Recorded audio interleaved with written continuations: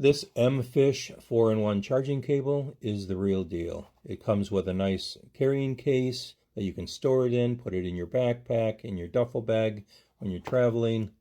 It has very solid metal ends. These change from USB to USB-C and then Lightning to USB-C. Has a 6mm outside diameter liquid silicone outer jacket. Compare it to these old charging cables. Which one do you think is going to last longer? Also, when you plug it in,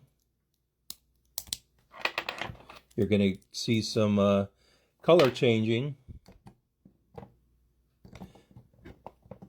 So you get this, they just start changing colors.